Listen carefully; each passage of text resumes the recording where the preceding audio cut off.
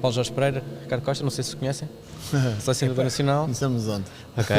Sabes aquele jogador chato, mas o bom chato era esse. Já nos conhecemos há 33 anos, tinha eu 15, por isso. Está calado. 33 anos. Colégio dos Não, Capazes Boa ainda? Vista. Boa Vista, aos Boa 15? Vista. Sim, era... Primeiro ano a jogar nos séniores. Sim, eu ainda nem jogava nos séniores. O Paulo era treinador de jogo dos júniores e era treinador adjunto do professor Magalhães. E eu ainda nem jogava nos séniores. Joguei no ano a seguir, com 16 anos. E treinava com o professor Paulo Jorge. Começou a treiná-lo aos 15, começou a treinar os filhos dele aos 17, 18. O que é que isso faz sentir? Percebemos que estamos já a acabar. Já estamos a dar as últimas. Não, que ele não vai treinar os filhos do Kiko, por isso. O Kiko chega lá primeiro que o Martim? Sei lá, Não, não sei. Não, se calhar o Martim já está a trabalhar para isso. Eu adorava ver os filhos do Kiko jogar. Se eu os ver, eu sou uma pessoa feliz. Vamos lá ver. Vamos lá ver se o avô tem paciência. O que eu me lembro é, e tu também pedias, não é? Eu lembro-me daqueles bocadinhos que ficámos no final do treino, eu e ele, agora cruzou o apoio, porque este era um cavalo à solta, não é? Quer dizer, ele aqui ia tudo à frente dele, aquilo era atacando 35 passos, e para ele não era passos. Portanto, estás a ver, tivemos ali, acabava os treinos, ficava mais 15 minutos, 20 minutos, vamos embora, agora cruzou o apoio, agora para fora, agora para dentro, e pouco a pouco, ele era um fantástico jogador, quer dizer, era uma coisa espetacular. Precisava de tempo. Mas era um treinador chato também? Não. Muito tranquilo. Não. Dedicado e ir ao pormenor. Eu acho que depois o pormenor é que acaba por fazer a diferença, porque eu velocidade e correr e disponibilidade tinha. Precisava era que me orientasse. E isso acho que me ajudou muito. Okay. Há uma história que recordo dele, já contou esta da finta? Não, isso a finta eu lembro-me de, sei lá, aos 16, 17, 18 anos eu era muito forte na finta. Mas fez todo o sentido o tempo que o Paulo perdeu comigo, porque eu a partir de aquelas coisas que nos dá o clique, não é? O que precisamos mesmo é que nos ensinem naquela janela da oportunidade, e acho que a mim fez todo o sentido porque era um dos meus pontos fortes no jogo e ajudou-me. E fez esse trabalho também agora com os filhos?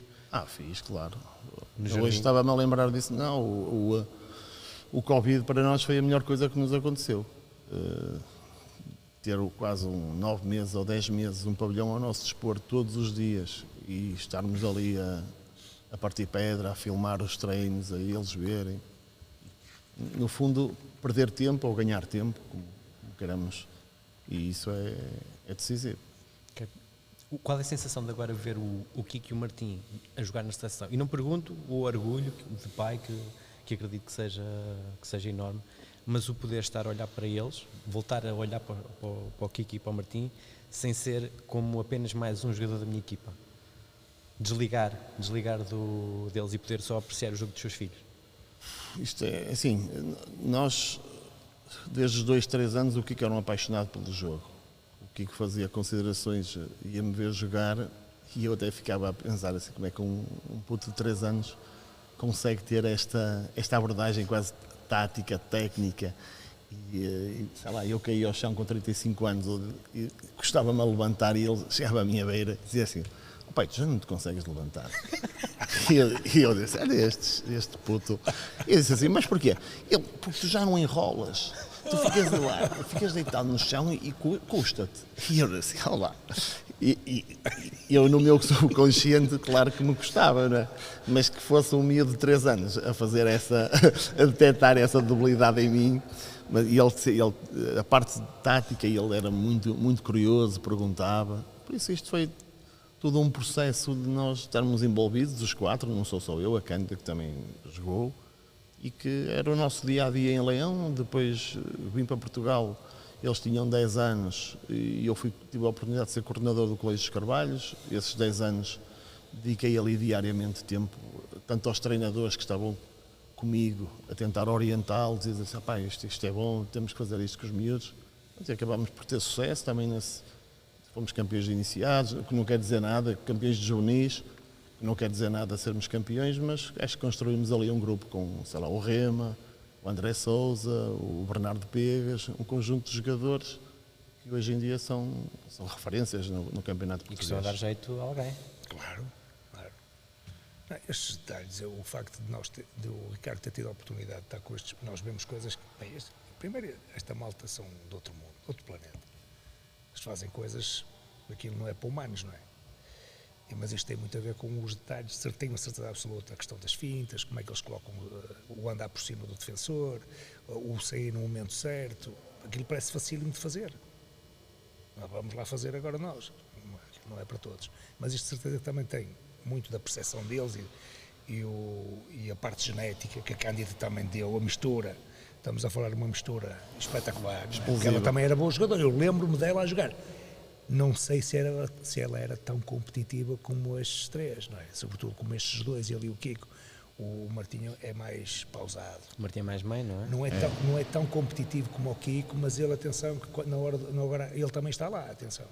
Portanto, esta mistura deu duas pessoas extraordinárias a jogar este jogo, quer dizer, fazem coisas do arco da beira, qualquer treinador que os tenha pode fazer coisas que... A Cândida fisicamente era uma atleta acima das das outras todas, era incrível. Lembro-me dela a jogar, eu lembro dela agora, não sei se ela era tão competitiva, essa parte, essa mistura. Era muito educada, ela era demasiado educada. É mais Martim, é mais Martim. Ela Martim levava e é calava. Aliás, gentle. lembro-me da mãe dar-lhe cabo da cabeça porque ela não reagia. E ela O Ricardo também era muito assim, não é? Não, Ricardo, eu era tudo aquilo que não devia ser. Tínhamos que o amarrar ali, tínhamos que o amarrar, senão Não, eu acho que não sabíamos o que é que ia acontecer. eu só conhecia o handball de uma maneira. Era dar tudo o que tenho e eu acho que isso os meus filhos herdaram um pouco de mim, que é não ter medo de qualquer equipa ou de qualquer jogador que está à minha frente. Isso para mim eram todos iguais e eu, se tivesse que dar, dava. Coisas que hoje o handball é completamente diferente, mas eu também cresci assim. Eu lembro-me aos 16 anos, levei um soco na cabeça do Pires, um ponta esquerda do Ginásio do Sul, que me arrebentou. No meu tempo era muito, muito duro. Um miúdo para entrar tinha que mostrar que era de barba rija e não eram os tempos de hoje. Eu ainda apanhei a geração do Alexandre Barbosa, do Graça, de um conjunto de jogadores que não era fácil. Foram espetaculares para mim, não tenho nada a dizer, tudo o contrário, que me ajudaram muito, mas era outra dureza. O Kiko herdou essa parte competitiva e se calhar é por o ver no chão a queixar-se com dores que ele quer ser fisioterapeuta. Sei lá se ele quer. Ele gosta desde sempre gostou de ligaduras e de andar todo enfaixado em casa. Se calhar bem daí, mas agora é tempo de jogar e ele nem tempo tem para pensar nisso. Para pensar nisso. Okay. Que ainda dê para evitar ser fisioterapeuta. Né? Tem tempo depois para isso? Tem tempo. Nem sei se vai ser. Vamos ver. Okay. Há alguma coisa que recordo do Ricardo enquanto jogador? Treinou muito tempo, treinou no Boa Vista, treinou no Porto depois. Tivemos aquele bocadinho no Boa Vista e depois no Porto. Também eu apanhei mais à frente, eu era adjunto na altura, portanto apanhei essa parte. Ele depois saiu, tu saíste para o Águas Santas? Sim. Saiu para o Águas Santas. E pronto, eu aí era adjunto, quer dizer, não tinha um papel muito ativo. Eu sempre digo, eu não sou bom treinador ainda, sou um treinador normal.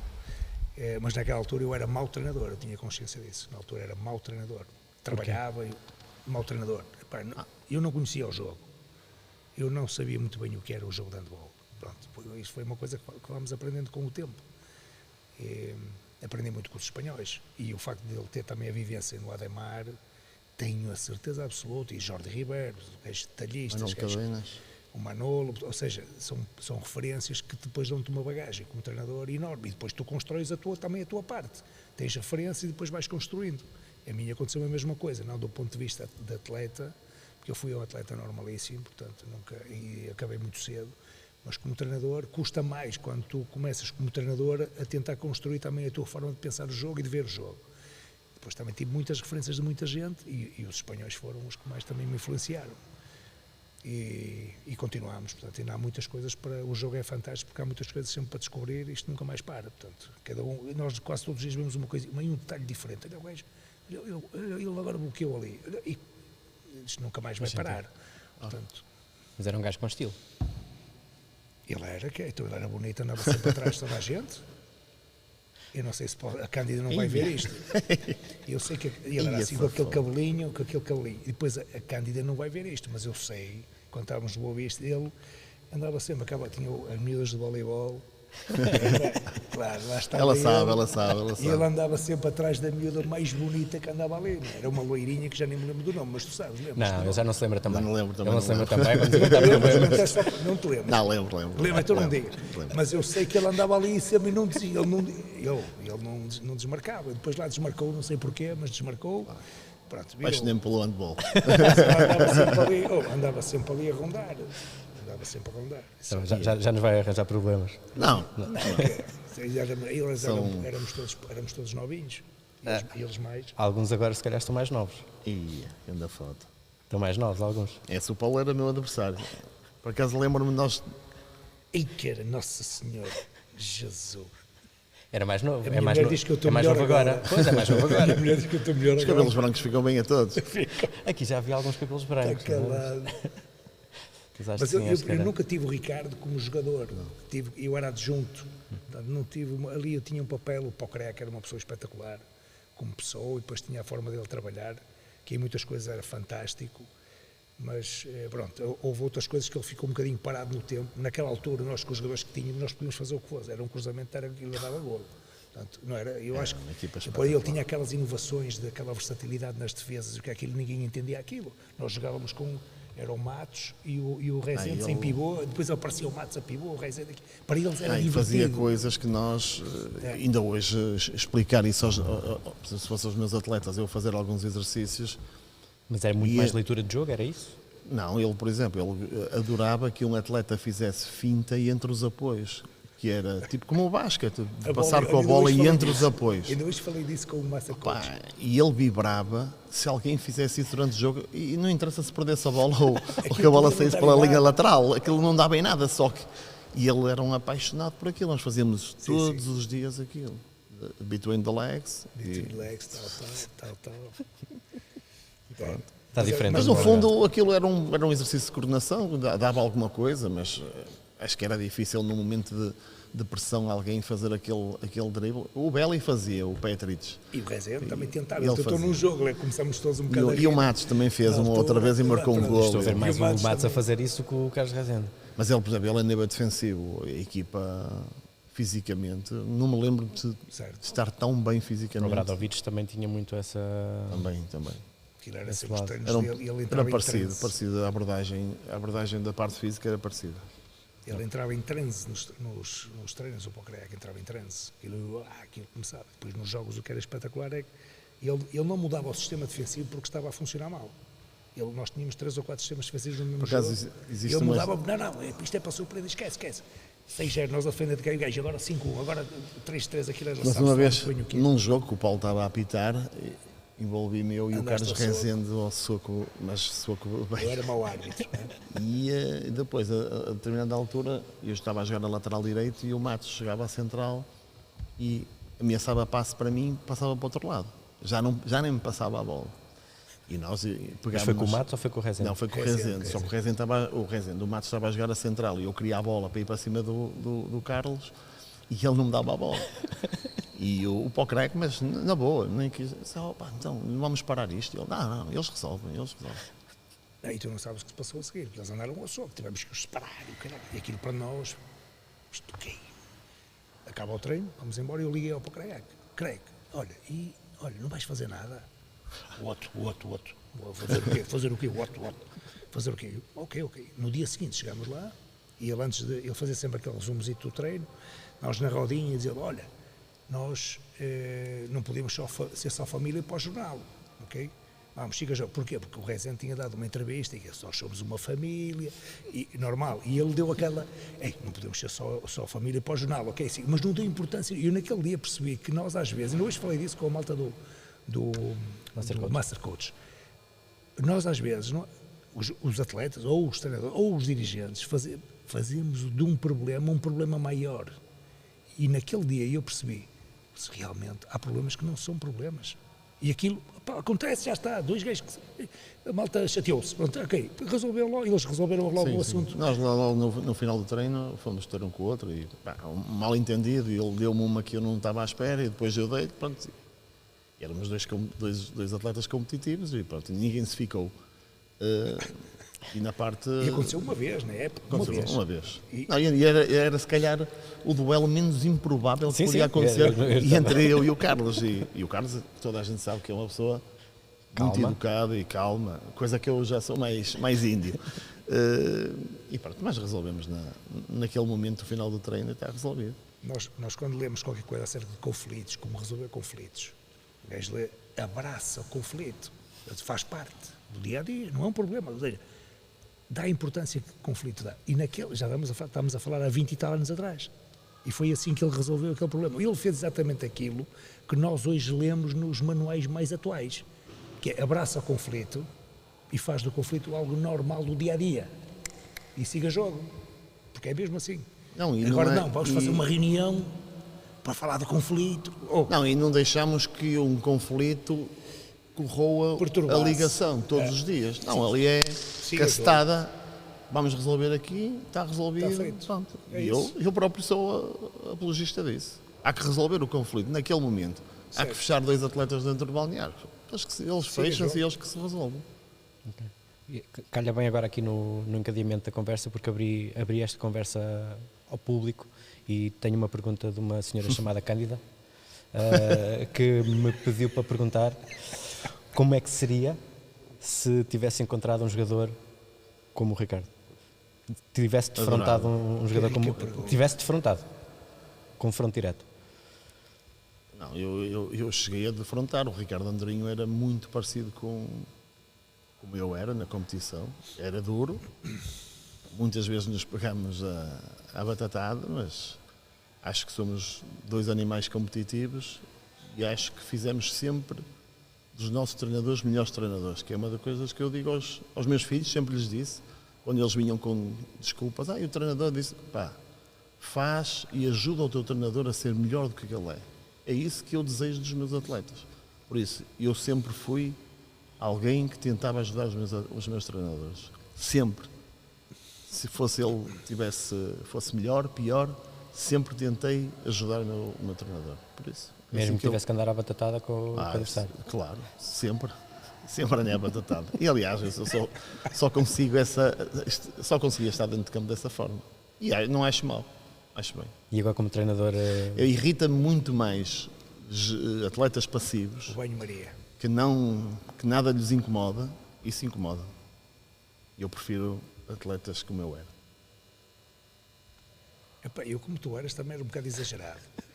Mas eu sei o que é que ele diz e tem razão. Porque realmente o banho-maria, o Paz Senhor, tu não ganhas coisas importantes na Paz Senhor. Não ganhas, quer dizer, podes... sair da zona de conforto. Não podes estar sempre na paz. É bom um gajo ter paz, um bocadinho de paz, ok, mas tem que chegar aquele momento que a Paz do Senhor agora não é o momento e temos que falar sobre as coisas e ir de frente e sermos honestos uns com os outros, custa ou custar, porque depois isto é passageiro, isto depois dói um bocadinho, mas passa. Mas é positivo para construir alguma coisa. Portanto, eu compreendo perfeitamente. Ele às vezes exagerava um bocadinho, ainda hoje. Ainda hoje exagera um bocadinho. Não acho. Não acho. Muito mais calmo como treinador? Não. Eu nunca serei um treinador calmo. Esse não serei eu. Certeza absoluta. Não, mas estás muito mais calmo. Muito mais calmo. Estás. Não sei. Por fora estás. É muito mais fácil os outros dizerem, por claro. Fora estás. Faz parte. Okay. Fora estás. Nós falamos sobre isso. Certo. Falamos sobre isso. Por fora estás muito mais. Se não, e se calhar por dentro também estou, mas acho que faz parte do caminho. Okay. Isso é uma coisa que nós, treinadores, temos de trabalhar sempre. Claro. Não é a mesma coisa. Eu, às vezes, este Mundial, por exemplo, vocês quase não ouviram falar com os árbitros. Foi uma coisa que eu disse, meti na minha cabeça e trabalho isso. Há ali uma exclusão. Com as âncoras e não há sei ali uma exclusão. Não, mas não foi a mim. Não, mas não foi a mim. Foi ao banco. Podem perguntar ao árbitro. Foi ao banco, foram os suecos. Foram os suecos, não. Deu-me arrepios, porque estava o jogo muito equilibrado. Não, mas ele explicou a toda a gente que aquele 2 minutos era ao banco. Ok? Mas pronto, não importa. Mas se isso aconteceu num jogo, quantos jogos fizemos? 9? Muitos, foram bons. Foi bom. Eu praticamente não falei com os árbitros. É uma coisa que nós trabalhamos com âncoras, com bem, enfim, com formas de fazer para nos focarmos mais nas nossas coisas, porque realmente isso não é bom. Às vezes é preciso também, não é? Isto também funciona, a intuição do treinador acho que também é importante, porque há momentos em que nós temos que ir, é o que tiver que ser. Às vezes há amarelos que são fantásticos, e mesmo 2 minutos, tem que ser naquele momento, opa, é o que tem que ser. Mas o ideal é nós tentarmos outras formas, evitando essa. Eu diria que, por exemplo, a estratégia de muitas vezes falar com os árbitros não tem necessariamente a ver com os árbitros, ou nada a ver com os árbitros. Tem muito mais a ver com a minha equipa do que propriamente com os árbitros. Certo. Ou seja, conseguir parar o jogo sem o parar. Parar, agitar a minha equipa. Fósforo que é necessário. Acho que há momentos, a minha equipa muitas vezes precisa. Okay. Na abertura desta conversa também recebi uma pergunta de uma senhora chamada Montse. Sim. Que não foi acho que a um ponto fraco, mas perguntou o que é que gostava de saber no início da carreira que só soube mais tarde. O que é que eu gostava de ter saber sabido no início da carreira que só soube mais tarde. Já disse aqui que é muito melhor treinador hoje do que era no início. Não sei, se calhar ter uma base ainda melhor, uma base de conhecimento ainda melhor, que me ajudasse a chegar um bocadinho mais rápido. Eu demorei muito tempo, demorei mais tempo daquilo que eu acho que podia ter demorado, pelas experiências que tive, não sei, uma série de coisas. Ter uma base mais sólida de conhecimento acho que me ia ajudar um pouco mais, porque eu tenho 60 anos, quer dizer, e só agora é que eu sinto que, ok, posso fazer mais ou menos bem as coisas, ainda podia fazer melhor, mas trabalho muito também, trabalho muito. Se calhar... Tinha a base teórica, se calhar, o Ricardo teve muito a base prática, apesar de se ter começado a preparar ainda como jogador para ser treinador. Ele tinha teórica e prática. Sim. O Ricardo tinha a teórica, eu tinha mais a base teórica, algumas experiências com alguns treinadores, mas depois demorei muito mais tempo, acho eu, a colar as peças. Mas vemos agora cada vez mais a nova geração de treinadores, quase todos, os treinadores da Liga dos Campeões, por exemplo, foram jogadores. Isso dá uma boa base. Quase todos. É uma boa base, claro que é. Depois é a questão de o jogador, o atleta, que depois vira treinador, eles dominam o jogo. Sobretudo se tiveram boas experiências com treinadores de altíssima qualidade, eles dominam o jogo. O que pode falhar aí em algum momento é a questão, ou soft skills, a relação com os atletas, isso pode falhar mais um bocado. Como planificam as atividades, o melhor exercício. Às vezes o melhor exercício pode às vezes não vir só daquele conhecimento da rotina diária como atleta, porque o atleta às vezes nem se foca muito nisso. Chega ali, o que ele quer é as coisinhas tal, tem que saber o que é que tem que fazer. E o treinador já pensa mais as coisas, quais são as implicações daquele exercício, onde é que quer chegar. Às vezes mas o Ricardo, eu digo isto porque ele tem as duas coisas. O Ricardo teve contacto com a Liga dos Campeões, com os grandes palcos, como jogador, quando muito poucos portugueses tinham esse contacto. Ou seja, foi dos primeiros portugueses a ter. O Ricardo Andorinho, penso que também andou lá no Sporting. Mas eu tive a felicidade primeiro de ter ido para a Espanha, de terem como amigos, posso dizer que eram meus amigos, além de serem meus treinadores, o Manuel Cadenas e o Jordi Ribeira, pessoa, aliás, com quem eu amanhã vou estar, que vou para a casa do Manuel Cadenas, e que tenho muito boa relação, sempre tive, e eles fizeram questão de abrir aquilo que eu gostava muito de aprender, sempre tive o sonho de ser treinador, mesmo quando jogava.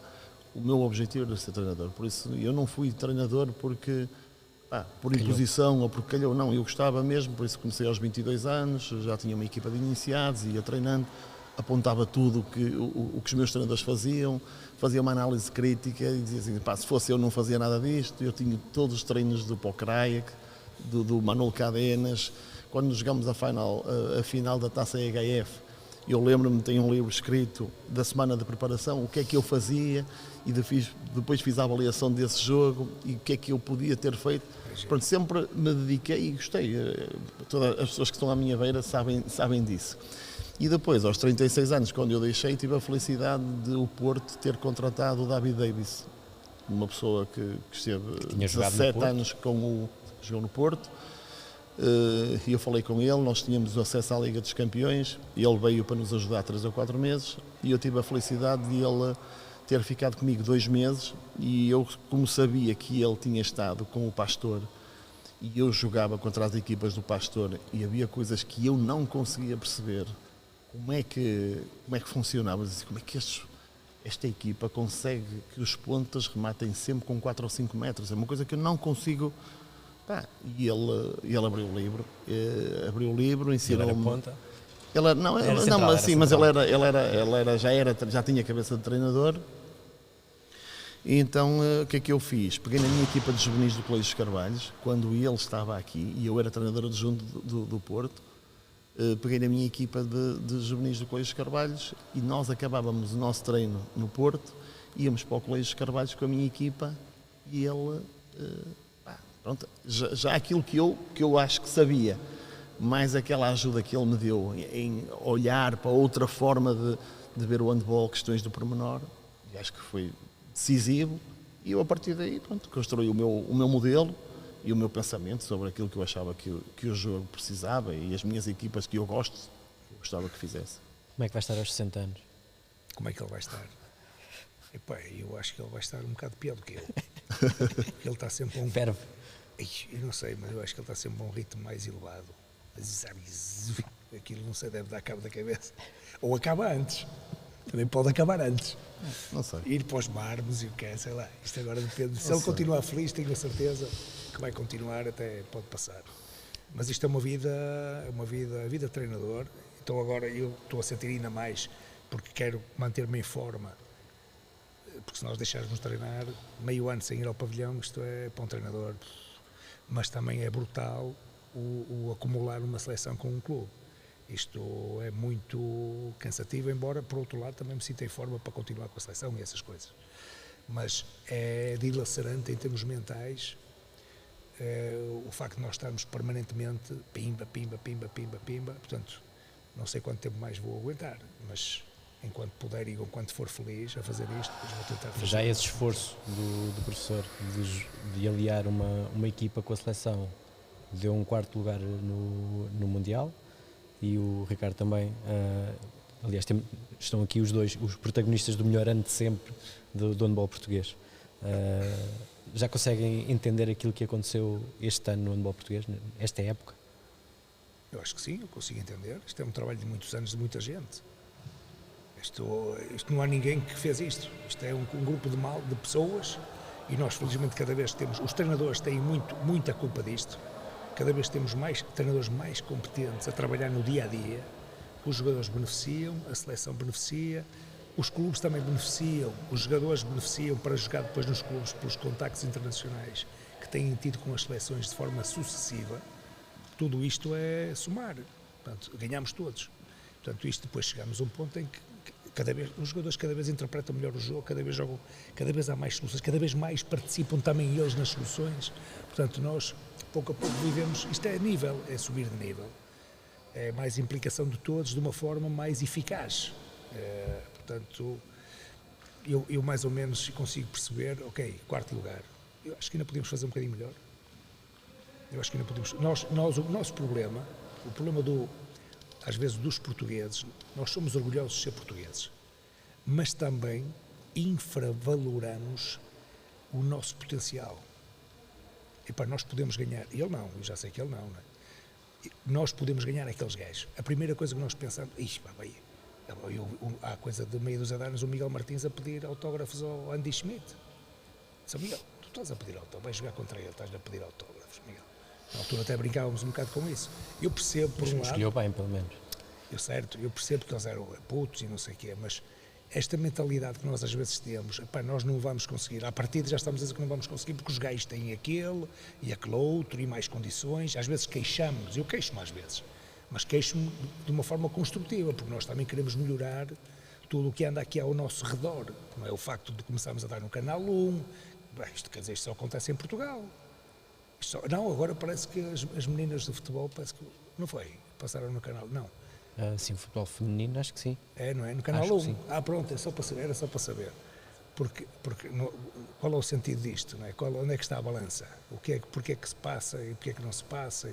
Esta cultura, nós às vezes queixamos, mas é para construir.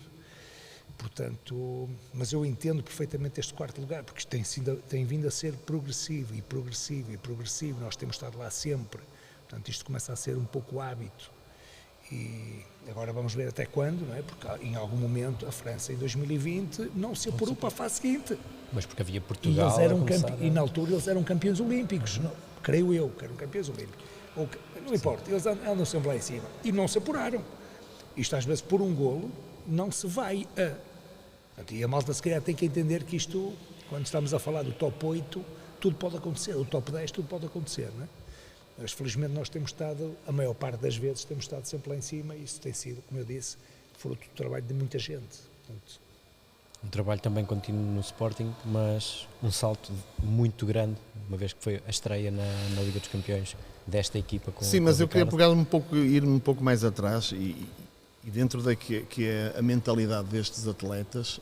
Eu felizmente fiz parte de uma geração de atletas e digo que esta é de longe a melhor geração de sempre, para não ferir suscetibilidades, mas eu fiz parte de uma geração que eliminou a Jugoslávia e a Alemanha e conheci naquele tempo, há 30 e tal anos atrás, atletas que tinham essa mentalidade de entrar e dizer, do outro lado estava o Peric ou estava dizer, nós amanhã vamos ganhar estes.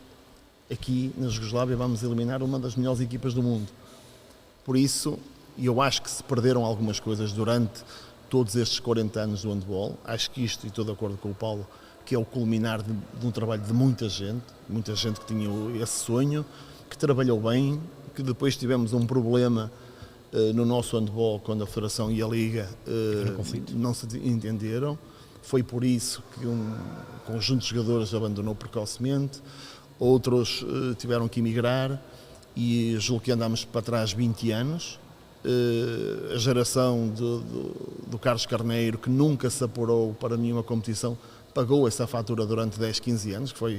E depois, a partir daí, houve um trabalho muito sério de muita gente e que culmina com termos talentos e jogadores excepcionais e atletas mais velhos, como o Rui Silva, como o Miguel Martins, que jogam em qualquer equipa do mundo, e julgo que esta mistura entre os jogadores mais jovens e os com já alguma experiência possa dar resultados como estes.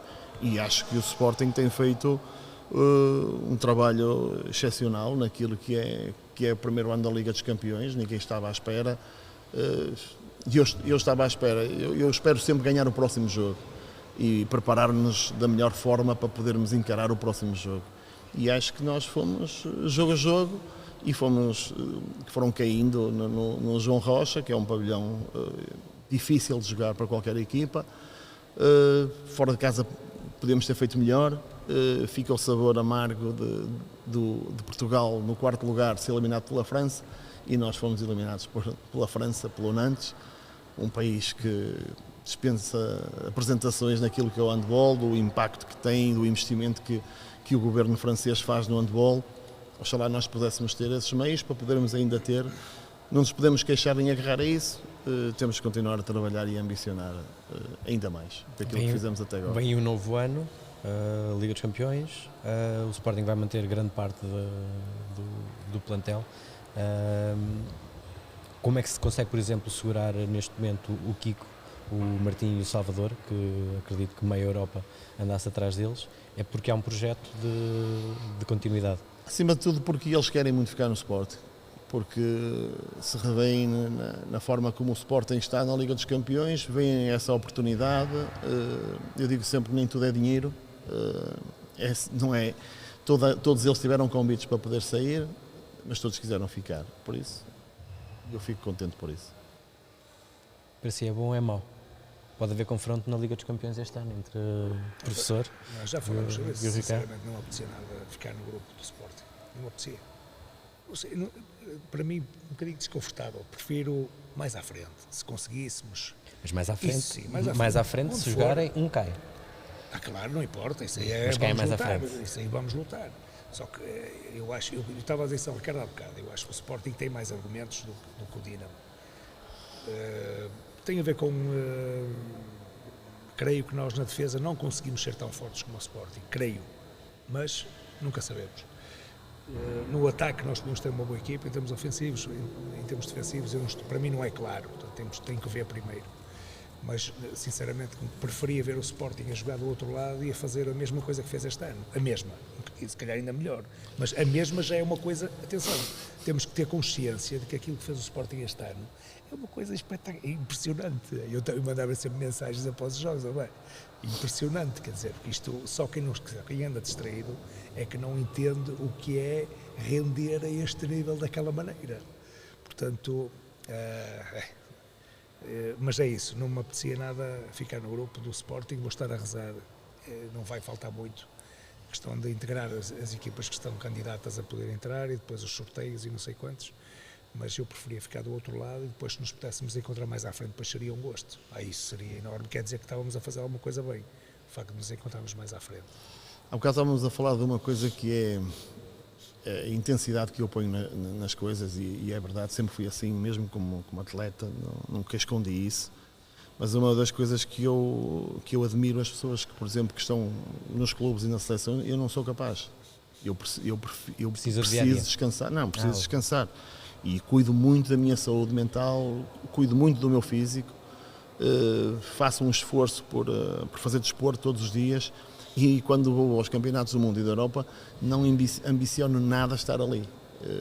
Tenho o meu trabalho no Sporting porque reconheço que é uma exigência brutal e da forma como, por exemplo, como a Liga dos Campeões está montada e nós temos a felicidade de ter até um campeonato que nos permite, não digo descansar, mas não é o nível da Bundesliga, e acho que é de loucos fazer 70 ou 80 jogos.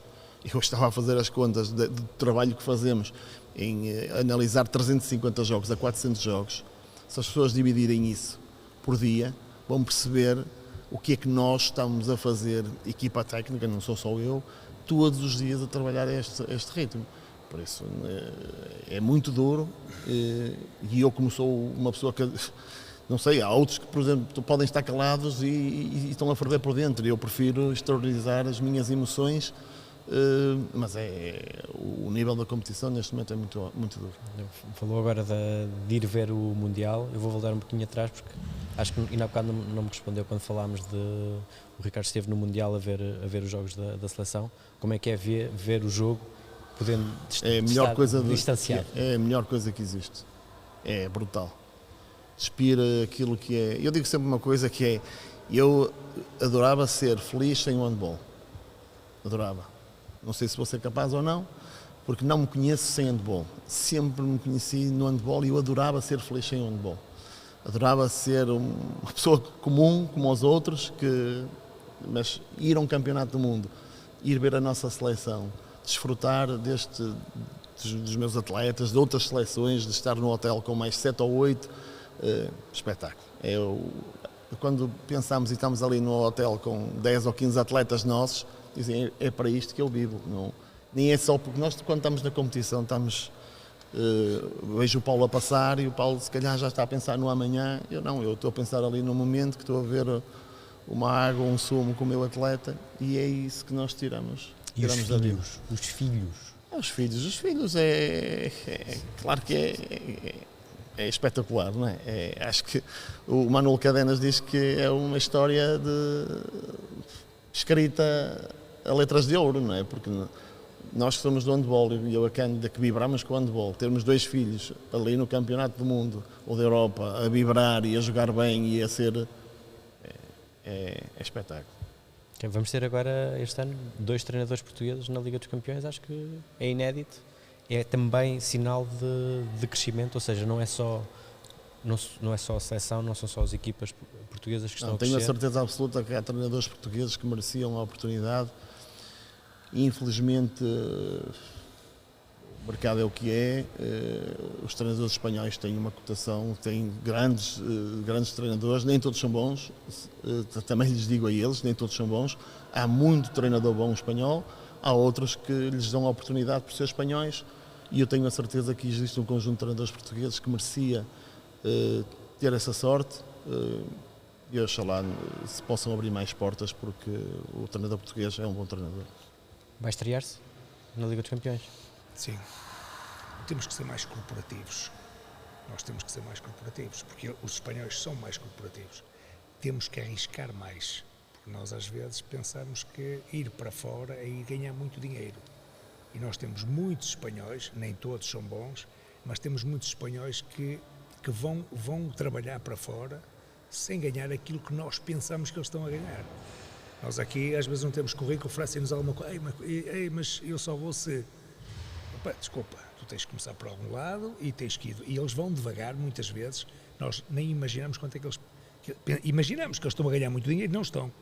E trabalham, são pessoas sérias, a maior parte dos casos, obviamente, e nós aprendemos muito com eles, até hoje, isso é seguro. Neste momento, já pouco a pouco começamos a ser uma ameaça, isso é bom, de uma forma construtiva.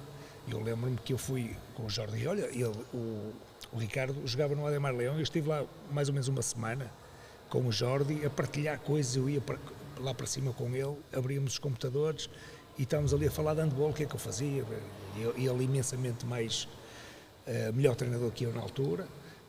Agora ganhei-lhe o ano, aqui há uns meses atrás, depois já consegui ganhar a Jordi Ribeiro. Falámos só de treinadores, que ninguém ganha sozinho, obviamente. Mas foi espetacular isso, e temos um respeito enorme, também somos os primeiros sempre a chegar ao pequeno almoço, não é? Ou chegava eu primeiro ou chegava ele. Bom dia, Jordi, bom dia, tchau. Lá ia eu, ninguém, só eu e ele no hotel. Portanto, isto também pode dizer alguma coisa do que é isto do treinar, do trabalhar e do... Portanto, estamos a falar de... Que nós temos que ser mais corporativos, como eles são. Nós quase sempre vemos, sai um espanhol, entra um espanhol. Eu bastante tentei, o Nuno Farelo, que agora espetacular vai para o Bayamar, e vamos ser adversários, e eu tentei que ele fosse para o Célia, só que por questões financeiras o Célia optou pelo treinador da formação, ok? Senão o Farelo estava ali já, e eu tentei fazer isto. E sempre que me perguntam coisas, foi seu adjunto também. Sempre que há uma transação de algum atleta, quase sempre me ligam para perguntar informações, ou de treinadores. Obviamente nós dizemos sempre bem, e eu acho que nós às vezes também temos alguma dificuldade em arriscar, o atravessar-nos por aquela pessoa. Às vezes temos que arriscar mais um bocadinho e fazer com que as pessoas também vão, e a experiência faz com que elas melhorem. Portanto, temos que arriscar mais um bocadinho, protegermos um bocadinho mais uns aos outros. Felizmente, cada vez temos mais treinadores, já temos cerca de 20 treinadores a trabalhar na Europa, fora, portanto, não só na Europa, mas fora, e temos que ter mais gente. Mas primeiro é preciso as pessoas quererem e não pensarem que vão lá já ganhar muito dinheiro, é ir para trabalhar, criar uma imagem boa do treinador português, que pode ser um treinador que faz bem as coisas.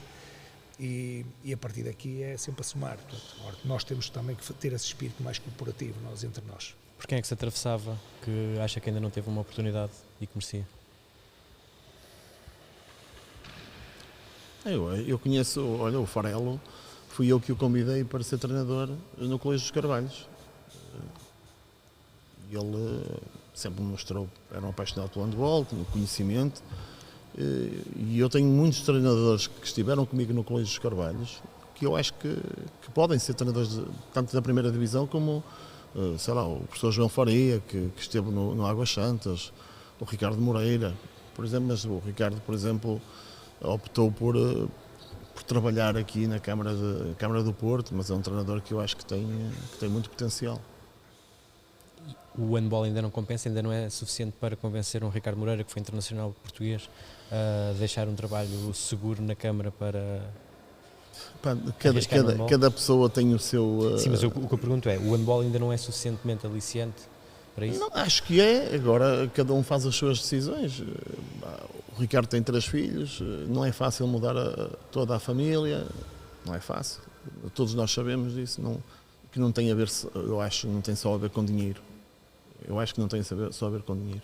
Acho que nós estarmos sozinhos, sem filhos... É um trabalho das 9 às 5 também, ou das 9 às 6? Acho que é diferente.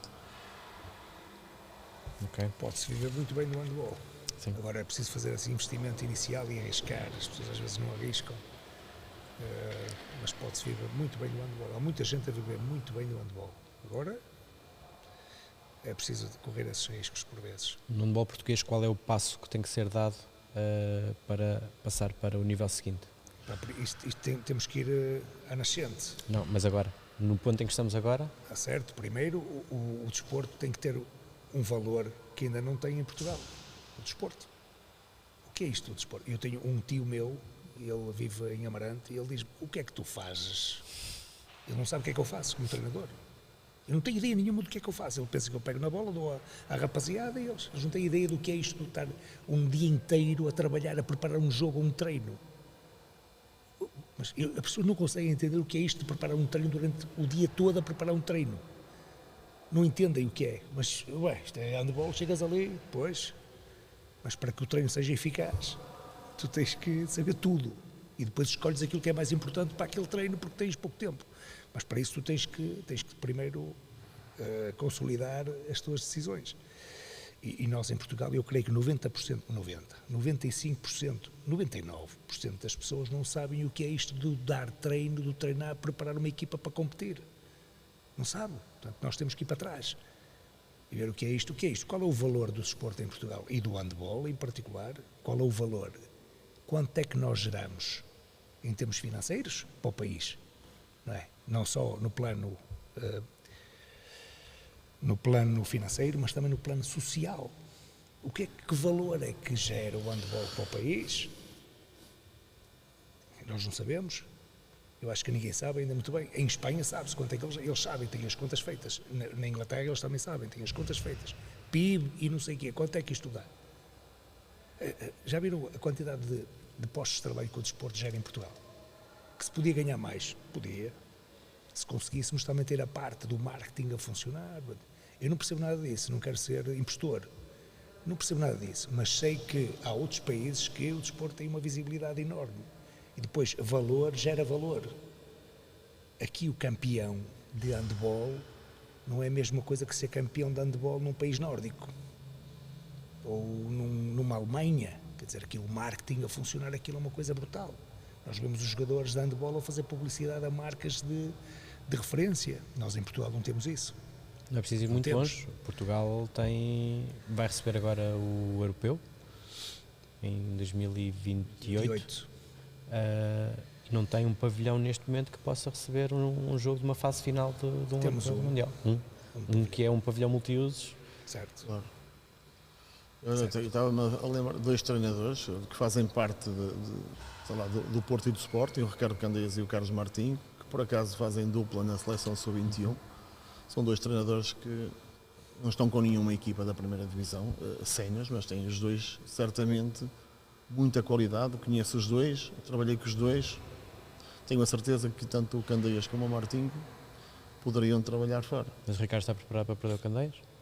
Não quero perder o Candeias. O Candeias é uma ajuda enorme, para além de ser um excelente profissional, é uma excelente pessoa, muito boa pessoa, mas é um excelente profissional e que eu não quero abdicar, claro que não, mas se ele tivesse uma equipa e quiser ir, que remédio é o meu. E mais para este lado, está a trabalhar num clube e não na seleção, qual é o passo que o handball português tem de dar?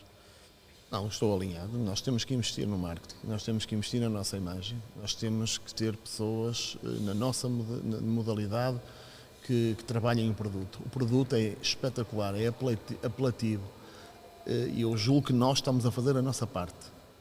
Dentro de campo as coisas estão a funcionar. Nós precisamos que de fora alguém vá bater à porta e que venda aquilo que as caras bonitas que estão dentro de campo. E não estamos a fazer isso. E estamos a perder a maior oportunidade de sempre que alguma vez tivemos. E o tempo corre contra nós.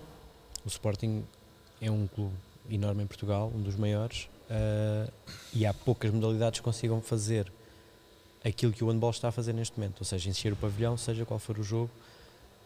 É um investimento do que o Sporting, quando decide manter toda a sua equipa e olha para aquela equipa como sente que é uma equipa que está a marcar uma era e quer ficar e que luta para que os atletas fiquem, para que os atletas se sintam bem, existe um trabalho por trás de muita gente que está a fazer o seu trabalho.